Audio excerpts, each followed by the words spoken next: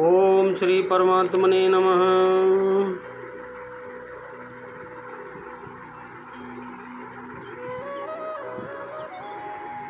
प्रथम अध्याय श्लोक 36 और 37।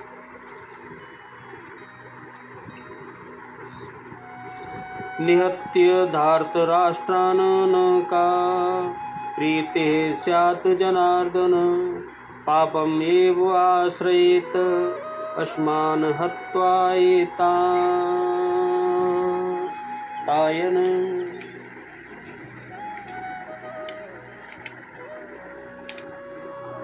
तस्मात् न रावयं हन्तुं धार्तराष्ट्रं दुःस्वभावान्धवान्, स्वजनं हि कथं हत्वा सुखिन श्याम माधव। हे जनार्दन, हे गोविंद, धृतराष्ट्र के पुत्रों को मारकर हमें क्या प्रसन्नता होगी? इन आताताइयों को मारकर तो हमें पाप ही लगेगा।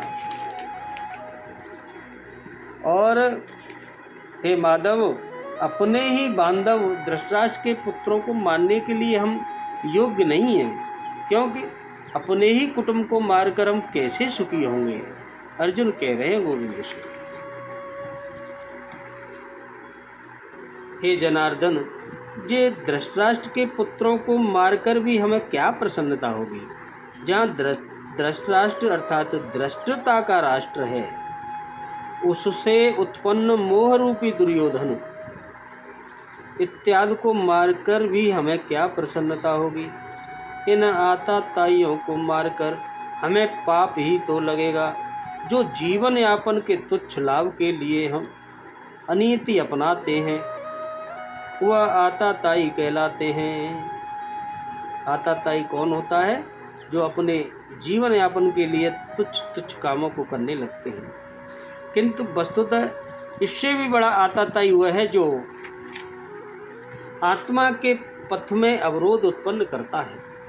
आत्मदर्शन में बाधक काम, क्रोध, लोभ, मोह आदि का समूह ही आताताई है। सबसे बड़ा आताताई तो काम, क्रोध, लोभ, मोह है। इससे हे माधव, अपने बांधव धृतराष्ट्र के पुत्रों को मारने के लिए हम योग्य नहीं हैं। स्वबांधव कैसे? वे तो शत्रु थे, न कि वस्तुतः शरीर के रिश्ते अज्ञान से उत्पन्न होते हैं। यह मामा है, ससुराल है, स्वजन समुदाय है, यह सब अज्ञान ही तो है। जब शरीर ही नश्वर है, तब इसके रिश्ते ही कहाँ रहेंगे? मोह है तभी तक सुहृदय है, हमारा परिवार है, हमारी दुनिया है। मोह नहीं है तो कुछ भी नहीं है। इसीलिए वह शत्रु भी अर्जुन को स्वजन दिखाई पड़े। वह कहता है कि अपने कुटुंब को मार कर हम कैसे सुखी होंगे? यदि अज्ञान और मोह न रहे तो कुटुंब का अस्तित्व न हो। यह अज्ञान ज्ञान का प्रेरक है। भर्तृहरि, तुलसी इत्यादि अनेक महानुभावों को वैराग्य की प्रेरणा पत्नी से मिली, तो कोई सौतेली माँ के व्यवहार से खिन्न होकर वैराग्य पथ पर अग्रसर हुआ। ऐसा होता रहा है।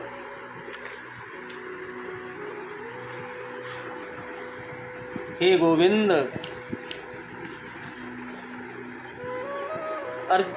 अर्जुन कहते हैं कि विपक्ष में स्थित इन धृतराष्ट्र के पुत्रों को और उनके साथियों को मारने से इसलोक और परलोक में हमारी कुछ भी इष्ट सिद्ध नहीं होगी।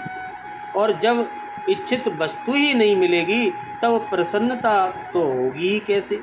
फिर कैसे हम प्रसन्न होंगे? अतः किसी दृष्टि से भी मैं इनको मारना नहीं चाहता।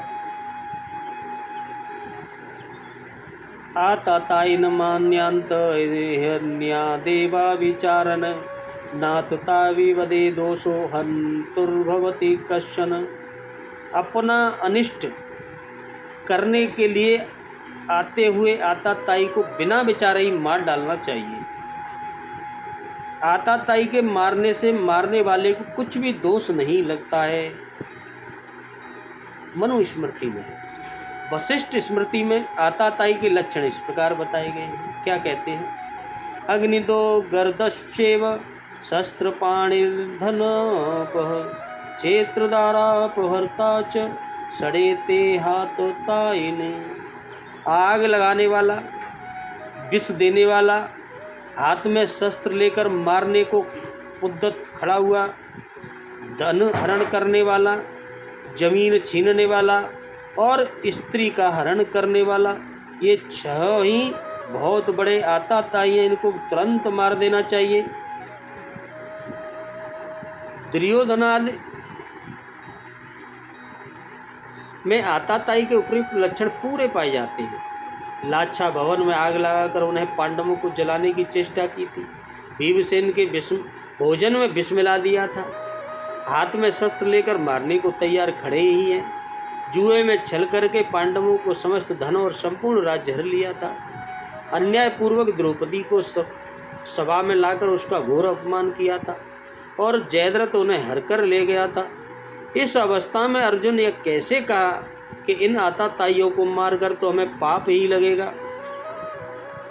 इसमें कोई संदेह नहीं कि स्मृतिकारों के मत में आताताइयों का वध करना दोष नहीं माना गया और यह भी निर्विवाद सत्य है कि दुर्योधन आताताई थे।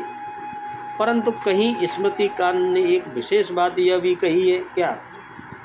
स एव पापिष्ट तत्मो य कुर्यात् कुलनाशनम।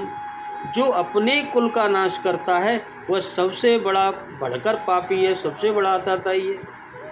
इन वाक्यों को सामान्य आज्ञा की अपेक्षा कहीं बलवान समझकर यहाँ अर्जुन यह विचार कर रहे हैं कि धृतराष्ट्र के पुत्र आताताई होने पर भी जब हमारे कुटुंबी हैं तब इनको मारने से तो हमें पाप ही होगा और लाभ तो किसी प्रकार भी नहीं है।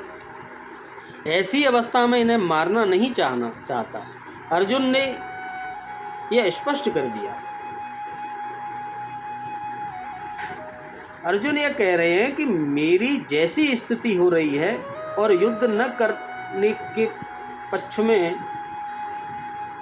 मैंने अब तक जो कुछ कहा है तथा मेरे विचार में जो बातें आ रही हैं उन सब से यह ही निश्चय होता है कि दुर्योधन आदि बंधुओं को मारना हमारे लिए सर्वथा अनुचित है।